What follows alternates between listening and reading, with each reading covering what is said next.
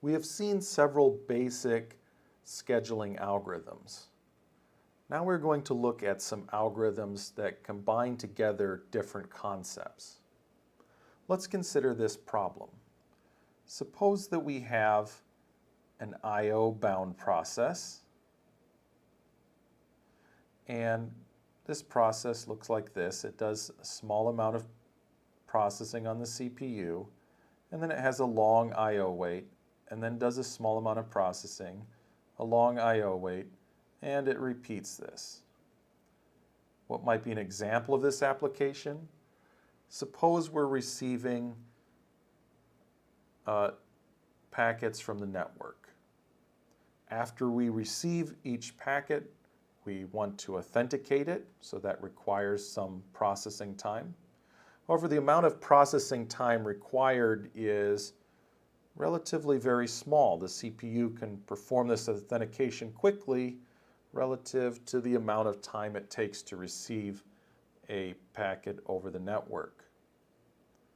Even though the amount of processing time is very small and so fairly negligible, we do want to have a very fast response time.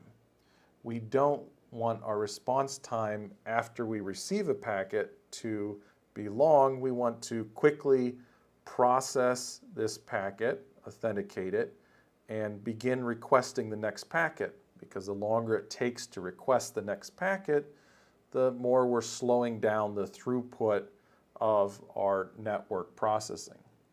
So very small amount of processing required overall, but we do want a small response time. Now suppose we have a process that is CPU bound.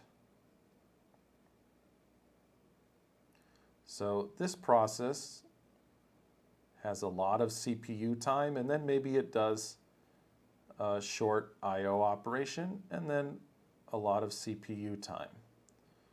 What might be an example of this? Well, suppose we're doing video rendering. So occasionally we do have to go to the hard drive to load the next few hundred frames into memory, and then we're going to process those frames.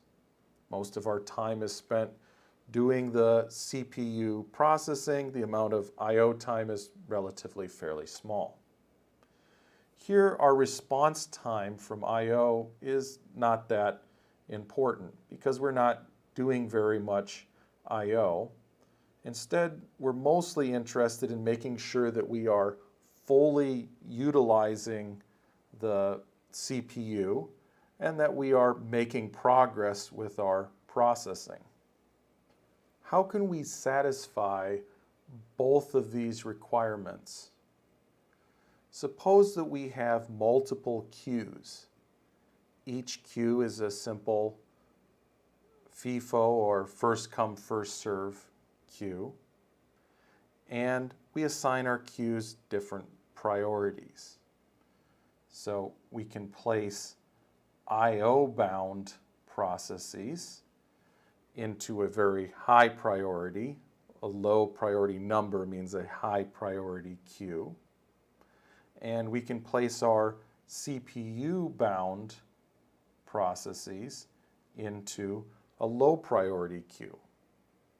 And the idea is that our high priority queue, as long as it has something that is ready and ready to be scheduled, that queue will execute before any low priority queue executes. That way, whenever we have a small CPU burst from an I/O bound process come into the high priority queue, it will be served with very low response time almost immediately. Whereas whenever our high priority queues are empty, it allows the CPU bound processes in our low priority queue to fully utilize the CPU and continue to make progress. We can think of the different priority processes as executing in foreground queues. So these are queues that are interactive. They require real-time response, and so we want low response times. And background queues. These are queues that are executing batch jobs, things that don't really matter in terms of response time. We just want to keep making progress. There are a number of different dimensions that we can choose for for multi-level queuing. For example, we don't have to use the same algorithm for each queue. Maybe the foreground queues can use round robin, whereas the background queues could use first come, first serve. Also, we can think in terms of whether we should allow preemption. For example, does a high priority queue preempt a lower priority queue? So if a process arrives into a foreground queue that was previously empty, does that immediately preempt whatever process was running in the background queue? Or does the foreground queue have to wait for the background queue to finish? Also, we may want to think of the problem of starvation.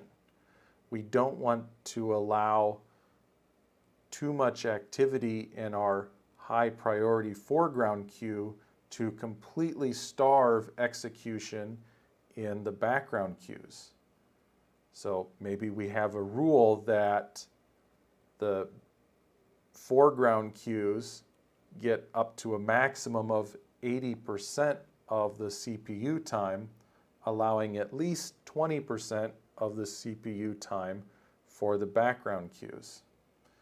That way our background processes are always at least making some progress. We can use many different queues and classify our processes in different ways. For example, real-time processes, those that have to interact with low latency with the real world, are the highest priority. Then the next priority would be system processes. And then after that, interactive processes, so processes interacting with the user. And then finally, batch processes that are just running in the background that need to be making progress but have no need for fast response time. So far we've been making an assumption, and that is that we know how to classify our processes. And furthermore, we've been assuming that processes are always the same over time, that they don't evolve or change.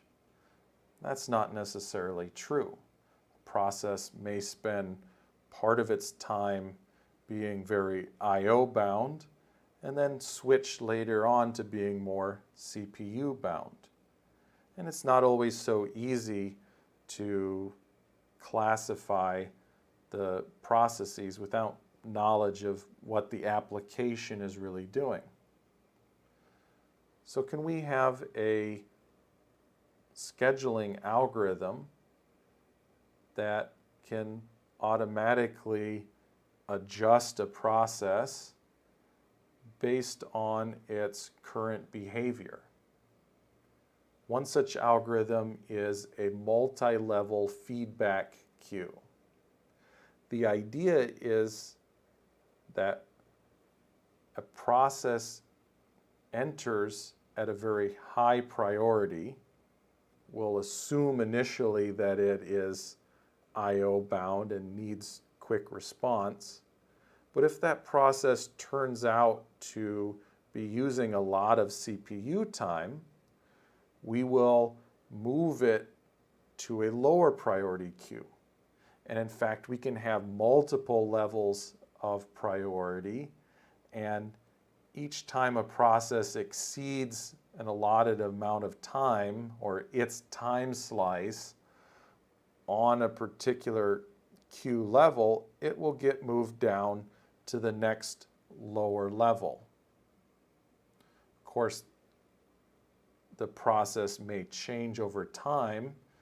It may move from a mode where it's operating very CPU bound to one where it's more I/O bound, in which case we want it to be able to have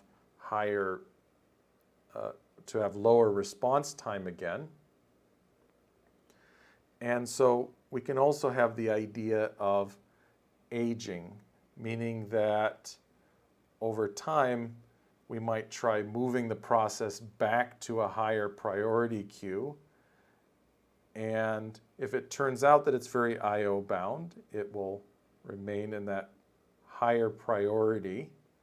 However, if again it exceeds the allotted time for that queue, then it will simply move back down to the lower priority queues. Our multi-level feedback queuing scheduler can have multiple different parameters. So we can choose how many queues, what scheduling algorithm to use for each queue, a method to determine when to upgrade a process, so put it into a higher queue, and when to demote a process, put it into a lower queue, and a method to determine which queue a process will enter when it first requires execution time on the CPU. Here's an example with 3 levels of queues. When a process first enters the ready state, it enters the highest priority queue, which is a round-robin queue with a time quanta of 8. When it begins execution on the CPU, if it finishes in less than 8 milliseconds, then the next time it's scheduled, it will again enter at the highest priority queue. On the other hand, if it doesn't finish its CPU burst within 8 milliseconds, then it will be pushed to the next level queue, which is a round-robin queue of 16 milliseconds quanta or time slice. On this queue, if it doesn't finish within 16 milliseconds, then it will be pushed onto a final lowest priority queue where everything is completed first come, first serve. When a lower priority queue is executing a process, if a process comes into a higher priority queue, that higher priority queue will preempt the lower priority queue. So for example, suppose that our highest priority queue quanta 8 and our next one quanta 16 are both empty. Therefore, we will be executing whatever is in the lowest priority first come first serve queue. But when a process enters our highest priority queue, it will preempt that lowest priority queue. The advantage of this type of scheduling algorithm is that we don't have to know what type a process is. We don't have to know, is it I/O bound or CPU bound, or should it be treated as foreground or background? Instead, we just simply assume that every new process entering is I/O bound and needs a quick response. However, if we find out that it actually wants to use a lot of CPU time, it's not behaving like an I/O bound process, it's behaving more like a CPU bound process, then fairly quickly we'll bump it down to lower priority queues where it will be treated more like a background process. So the processes naturally move towards the queue where we want them to be, where they belong, in order to create a system where we can handle both I/O bound and CPU bound processes together in an effective way.